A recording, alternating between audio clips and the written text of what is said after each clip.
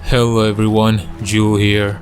A few weeks ago I made a video about the best Souls-like and Soulsborne games that you should play before the release of Elden Ring.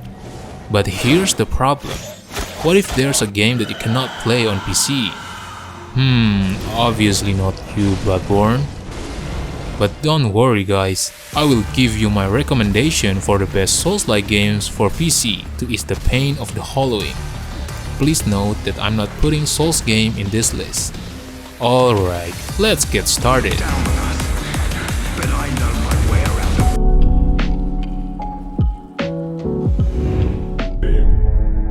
It's easy to think of Hellpoint as Dark Souls in space. It has a similar interface elements in terms of health or stamina bars, as well as those of brutal melee-focused combat. The downside is that the combat in Hellpoint feels a little bit clunky, but not to the point that makes you want to quit playing. On the flip side, Hellpoint does offer some epic boss fights, much like what other Souls-like games attempt to do. It is obvious that the game is not perfect, but considering the fact that this game is developed by indie companies with small budget, as a Souls fans, you should pay your visit into this game.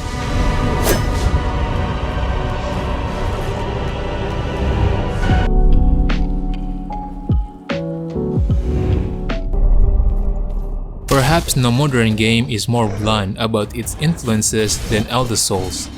Despite having a name that will make a copyright lawyer sweat, this From Software-inspired action game manages to establish its own blend of addictive, brutal combat and gorgeous art that rivals its 2D and 3D peers. If there's a complaint to be made, it's that the isometric 2D format and pixel art style can sometimes result in boss attacks being a little less clear than they would be in a 3D action game. Also, the game doesn't mirror the same sense of exploration from any Souls games. But if a Souls-like focus almost exclusively on boss battles sounds great to you, then you probably have to try this game.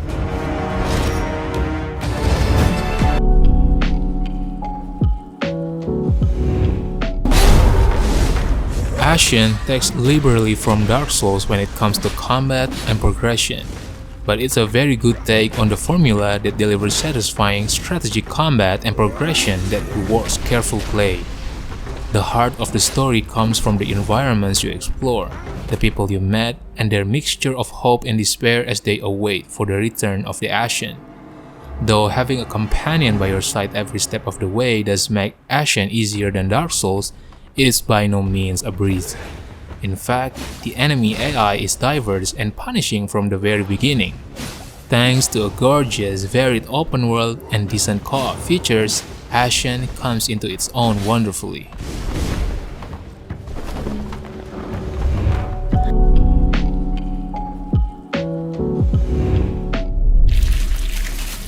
Blasphemous is a Metroidvania, taking a great many of its gameplay inspirations from the likes of Hollow Knight and Dark Souls.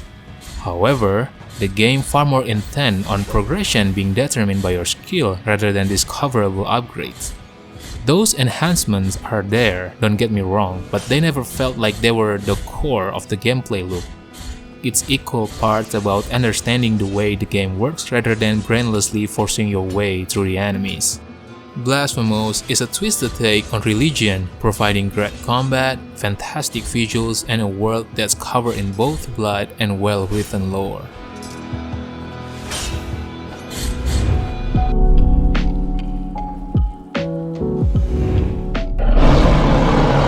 Inspired heavily by Salt and Sanctuary, Vigil the Longest Night also aims to bring that memorable hybrid of Dark Souls action and themes combined with 2D Metroidvania goodness.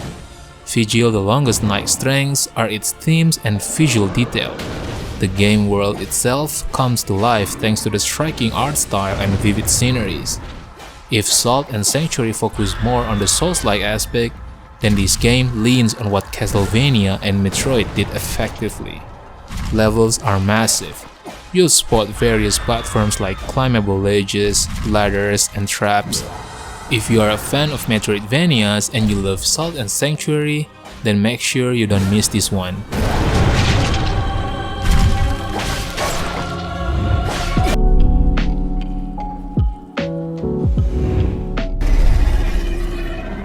At a glance, Remnant from the Ashes looks like it was produced by a game development algorithm. It's a third-person looter shooter with an emphasis on co-op and a dynamically generated campaign.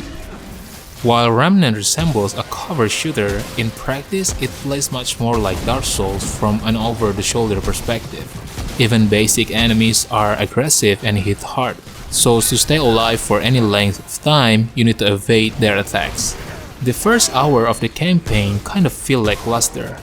Remnant's representation of a destroyed Earth is generic and dull, but the variation of arsenal that you can get in each playthrough is actually kind of fun. Combined with the co-op features, this is a fun game to play with your friends.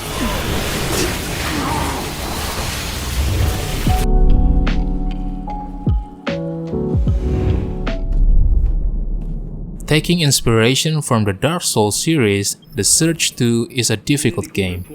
But it is not just enemies that you have to worry about. Figuring out where to go is part of the challenge, and the cluttered environments doesn't make it any easier. Any foe can give you a run for your money if you aren't careful. But the Surge 2 combat offers a deep well of strategies that should give you the upper hand. You can even change from heavy weapons such as a hammer to something agile like claws with just a press of the button, giving you the option to change playstyle on the fly. The game also included a number of new weapon and armor types, all of which can be upgraded extensively. If you like the idea of cobbling together armor sets earned by killing difficult foes, you should give the Surge 2 a try.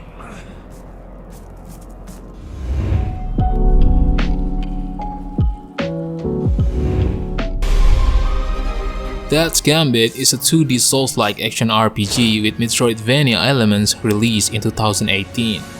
Eldest Gambit Afterlife is essentially an expansion of the original game that nearly triples its size and includes a wealth of alterations to streamline the title further. At its core, Afterlife is an immensely challenging action RPG that's both polished and frustrating in almost equal measures. Be prepared to die a lot, since even regular enemies can and will kill you from time to time until you develop appropriate strategies for fighting them. The level of challenge is extremely high, but the sense of accomplishment from overcoming it is definitely worth it.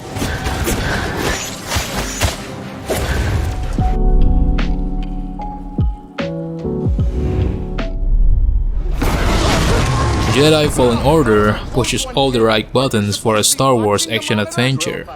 It's a genre remix that samples the combat and exploration of a lighten-up Dark Souls and the action of Uncharted, and that works out to be a great fit for the return of the playable Jedi. Combat is not straight out of a Dark Souls-style action game, but it definitely shares the same emphasis on carefully timing strikes, parries, and dodges while carefully watching the enemy's attack pattern. Playing on Jedi Master difficulty, you will find that every enemy was seriously dangerous if you let your guard down. The exception being basic stormtroopers who are, well, stormtroopers. Battles with bosses and other foes with lightsabers or lightsaber-like weapons are brilliantly animated with intense effects as color blades whirl and clash and sparks fly. I put the game on this list for the sake of the meme, but hey, as a Souls-like fans, you will definitely have some fun in this game.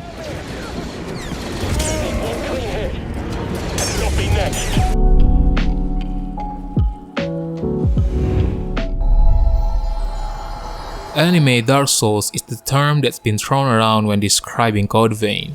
It's a game from the creators of God Eater, which takes the art style of that franchise and brings players into a post-apocalyptic world to navigate with a rule set that's largely inspired from the Dark Souls series. Code Vein is also quite impressive in terms of the amount of customization you can do. This customization allows you to fully tailor each aspect of your character from the way it looks to the way it plays, and this is definitely a level of detail that we've never seen from the Souls series itself. If you go into Code Vein thinking that you're going to get something on the level of any of the Soulsborne games, you're going to be a bit disappointed. But it doesn't necessarily mean that the game is not worth your time.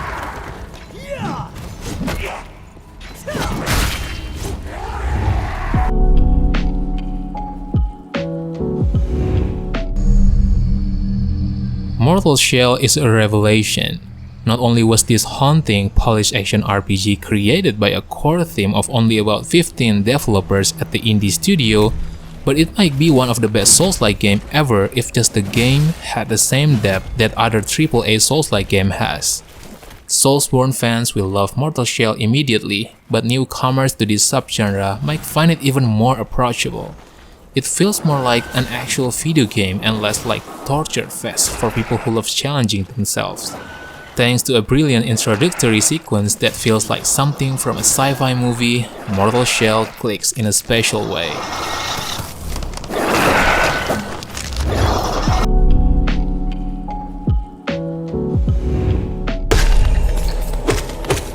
As charming as it looks, the game is significantly difficult, borrowing elements from games like Dark Souls, so be prepared for a really tough and challenging journey to the depths of hollowness. You are going to die a lot. However, being patient and trying to learn patterns from bosses is of major importance to proceed in this game.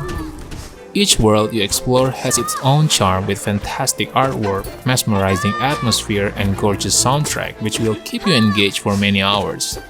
The story is really dark and deep, which gets slowly unveiled as you progress. Overall, Hollow Knight is indeed a masterpiece and a unique journey that every Souls-like fan should experience.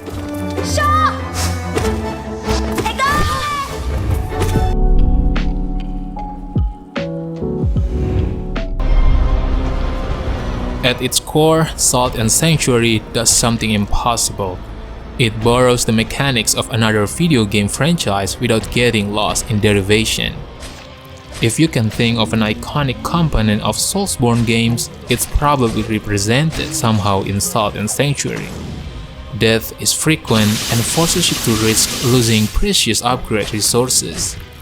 Characters are immensely customizable, allowing you to brave deadly worlds with mages, ninjas, knights, and everything in between.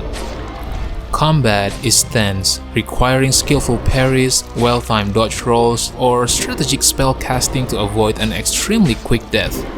Salt and Sanctuary does an excellent job in transforming those ideas to fit into its 2D action platformer design.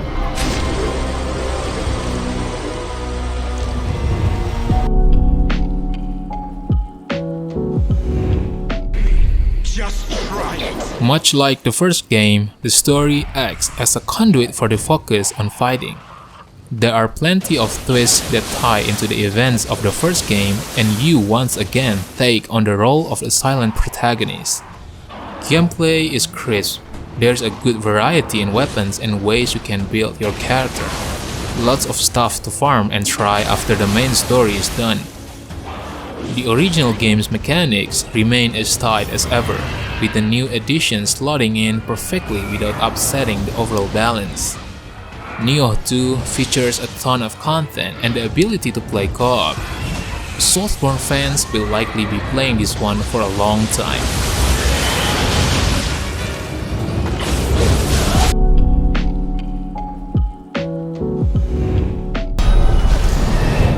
Sekiro's level design is reminiscent of Dark Souls and Bloodborne. It has a large interconnected world full of sprawling twists and turns that lead to hidden treasures and mysterious secrets. Verticality plays a much bigger role in the overall design thanks to the ability to quickly grapple through the environment with your prosthetic arm, unlike past titles in which you could barely even jump. Sekiro maintains a strong focus on challenging combat. Instead of varied weapon types, Sekiro mainly focuses on sword-based combat that requires quick reflexes and a mastery of parrying to manage posture meter. Although combat is a huge part of the game, not all the enemies need to be taken on directly. Stealth is an important feature and you are often encouraged to take a subtle approach since you can easily be overwhelmed by enemies if you are not careful. Sekiro often feels daunting, leaving you broken at its feet, but overcoming each challenge it throws your way fills you with a strong sense of accomplishment.